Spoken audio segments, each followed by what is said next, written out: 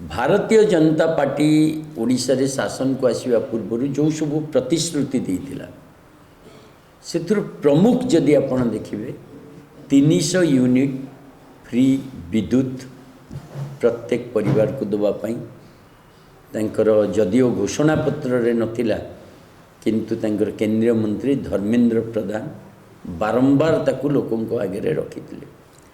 द्वितीय कथा रोजगार कथा, तृतीय कथा दुर्नीति और भ्रष्टाचार कथा जे नवीन बाबू को सरकार रे खनि दुर्नीति होउची, जमी दुर्नीति होउची, तेणु आमे आसिले को बंद करिबु एवं ओडिशावासी को रोजगार दबु, ओडिशा को पूर्व भारतर डेवलपमेंट रो गेटवे करिबु एवं गोटे नंबर 1 राज्य करिबु। ये सब प्रतिश्रुति भारतीय जनता पार्टी देइतिला। ओडिया अस्मिता ना रे कैंपेन कला, ओडिया भाषार प्रचार प्रसार, ओडिशा को गोटे मर्यादाजनक स्थान दबार एवं लोक माने भोट रे पार्टी को आनले। मात्र सरकार निर्वाचन जितिबा परे जो परि भाबरे लोक मानक सहित धोखा कला आपण माने विश्वास करिवे नाही। जो पार्टी 300 यूनिट फ्री इलेक्ट्रिसिटी दबो बोली कहूतला से पार्टी तापरे कहला आमे सूर्यघर योजना करछु, सब्सिडी दबु, तम माने घर उपरे पैनल लगाओ। भाई जहार घर नाही, जहार चाल घर अच्छी, जहार जमी नाही, से कोठी सौर पैनल लगेब, तुम क्या सब्सिडी दब? जहार कोठा घर अच्छी बड़ बड़िया जो माने तांकु तुम सब्सिडी दब। ये है प्रथम धोखा ओडिशार साधारण जनता प्रति। द्वितीय धोखा चाषी को 3100 टंका सहायक मूल्य दान पाई देबे बोली घोषणा कले, किछि दिन देले, किंतु ये 2 दिन तले पुणी घोषणा करिसंती 150 क्विंटाल रु अधिक जो चाषी धान बिकिबो ताकू ये सब्सिडी मिलिबो नाही, सेही 2300 टंका रे मिलिबो, माने धान मूल्य 2300 टंका रे। ये द्वितीय धोखा।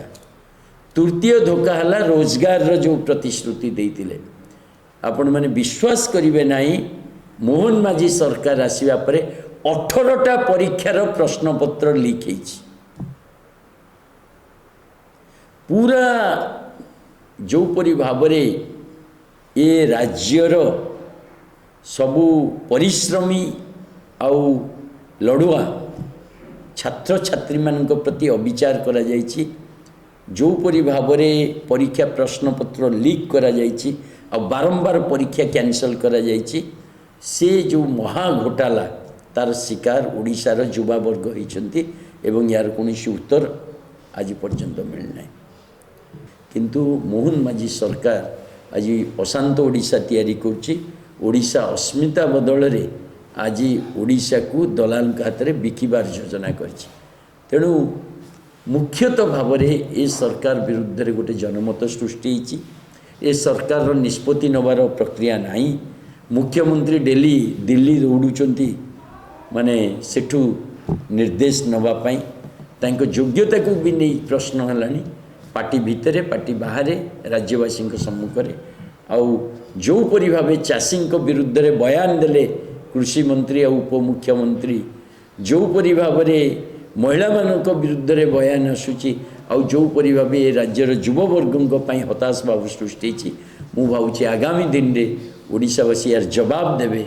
गोटे परिवर्तन जो धारा अब्याहत रहिबो एवं ओडिशावासी अतीत रे कांग्रेस को देखिथिले, बीजेडी को देखिचंती, बीजेपी को देखिचंती एवं ओडिशावासी जो नुआ चेहरा नुआ राजनीतिर संधान रे अछंती।